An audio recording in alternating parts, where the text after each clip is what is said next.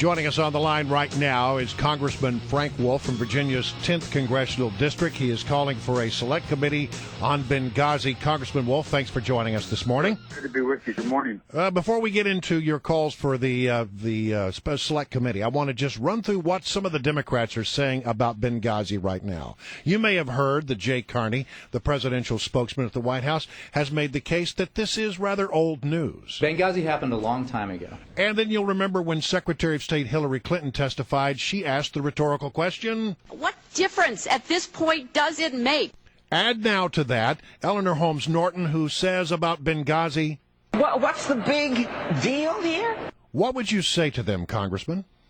Ty Woods' father came by to see me, and he wants to know his son was killed. His son was a Navy SEAL. He gave his life for our country. Sean Smith's mom called me. She cannot find out what went on. She wants to know. Another family member came forward 2 weeks ago, does not want to be disclosed. They want to see a select committee to find out what happened. U.S. General Boykin led the effort of 700 special ops people signed a letter saying we need to find out. We need to know why the ethos of the military was violated, why these men and women were not rescued. We also had all the Navy SEALs come out. Today, the Wall Street Journal came out and endorsed the bill. So I just think we have to find out. We have to find out the truth. And I think it has to be done in a bipartisan way so it does not have any political connotations. The Congress and the House has had numerous select committees. I asked the Library of Congress to pull together a list. You can call my office. I'll give it to you. We've had select committees on serious things like terrorism. We've also had select committees on the House beauty parlor. We've had House select committees on parking. This transcends so many different agencies and committees.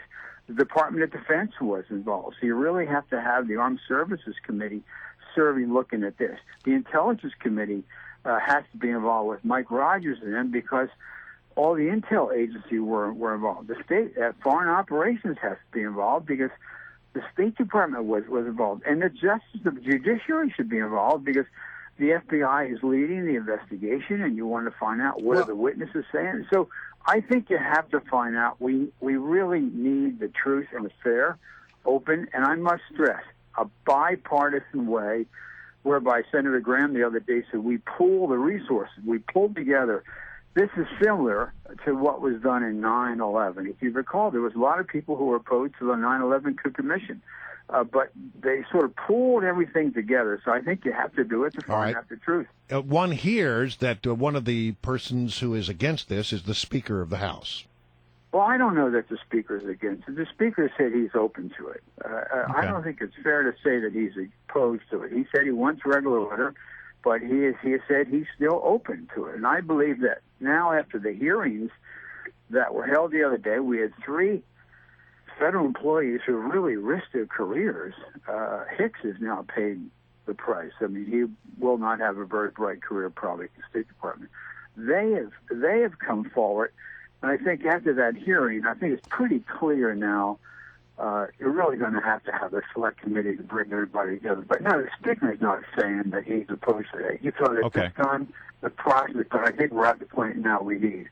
Well, Representative Frank Wolf from Virginia joins us, and talking about the Speaker definitely has called for the White House to release the emails regarding Benghazi. Of course, this is in light of the great reporting that Steve Hayes at the Weekly Standard did about the modification of the talking points. And Speaker Boehner wants all of that out. And actually, ABC News is now reporting that they've seen all of these memos that had to do with the talking points. And according to ABC News, they clearly changed the verbiage, the administration did, so as to keep Congress from having any ammunition against the State Department and the administration. If that's the case, Representative Wolf, what's your reaction, and what can Congress do about this? Well, the Congress has to use the subpoena power. The Congress to date has not used its subpoena power. You also have to offer protection to the people that are willing to come in and testify, whether it be at state or justice or the Defense Department or in military.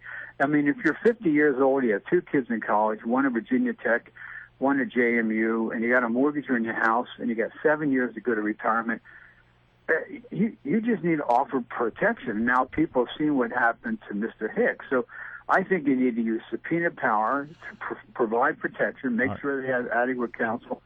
But this has to be done in an objective, bipartisan, fair way, drawing on all the expertise. But that would be very shocking. I did not see that story. I mean, clearly the video whole story was not true. Yeah, there was not the video story. Congressman Wolf, you keep calling for bipartisanship, but the definition of bipartisan means you need two parties to come to the table here. I watched the performance of the Democrats at this committee, and it seemed like they spent the whole time trying to do damage control. Have you reached across the aisle? Are there any Democrats, you don't have to name them, but any of them off the record in the cloakroom? Do you have any conversations where they're saying to you, yeah, we got to get to the bottom of this, or they know that it smells?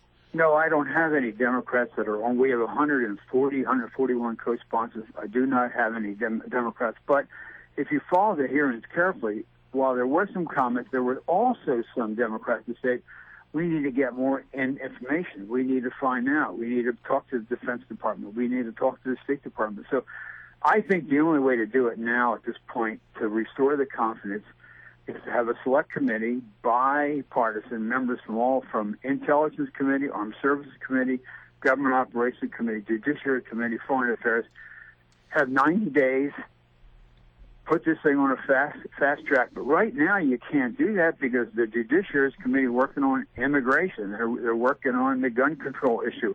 The Foreign Affairs Committee is working on the Syria issue. Defense Department's working on Afghanistan, working on sequestration. So you have to pool those resources, set a 90-day limit, use existing staff, hire an outside staff director if you think so, get select people, and get this thing done quickly. All right, I want to talk to you about this latest email that is sort of getting some scrutiny.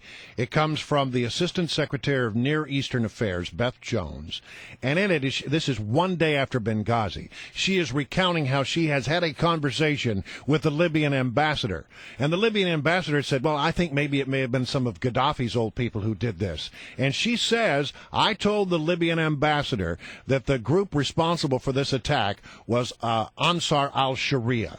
This is one day after Benghazi and several days before Susan Rice went on 5 television talk shows and made other representations. What do you draw from that?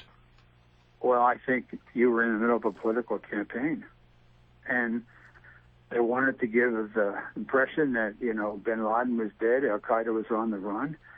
Ansar al-Sharia is connected to al-Qaeda. Many people believe the same people involved in the attack on the Benghazi consulate were involved the day before in Yemen and also involved up in Egypt and maybe even involved in the Algerian refinery. So the message was, in the midst of the campaign, bin Laden is dead, al-Qaeda has been destroyed, and things are good. But for that to be done and then to have Susan Rice go on, so who changed the talking points? Yeah. Were the talking points changed in the White House, in the State Department, at the CIA? Victoria Nuland, I think, is the answer to that question, but we'll have to leave it right there. Congressman, thank you so much for joining us. Greatly appreciate it. Good luck with your efforts.